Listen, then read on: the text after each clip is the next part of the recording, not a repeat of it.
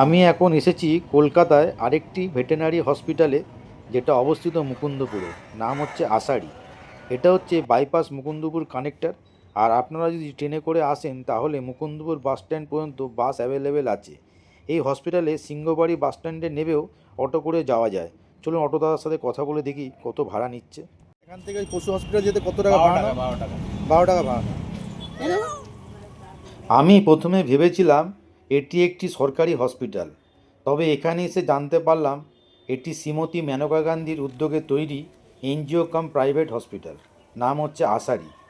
সকাল 11টা থেকে বিকেল 5টা পর্যন্ত এই পশু হসপিটাল খোলা থাকে। এখানে যদি আপনি নিজের বাড়ির পশুকে দেখাতে আসেন তাহলে ভিজিট লাগবে 200 টাকা, আর ওষুধপত্র যা লাগবে আপনাকে বাইরে দিয়ে কিনে দিতে হবে। এখানকার সবচেয়ে ভালো ব্যাপার একটাই, যে রাস্তাঘাটে কোনো প্রাণী অসুস্থ বা অ্যাক্সিডেন্ট হলে উপযুক্ত প্রমাণসহ ভিডিও পাঠালে না, এরা গিয়ে রেস্কিউ করে নিয়ে আসবে। তবে এর একটা নেগেটিভ দিকও আছে, যারা ইনফরমেশন দেবে তাদেরকে প্রথমে 2000 টাকা পেমেন্ট করতে হবে, না হলে ওরা আসবেই না। এখানে জুনিয়র ডাক্তারের সংখ্যাই বেশি। এই হসপিটাল 4.4 একক জমির ওপর অবস্থিত।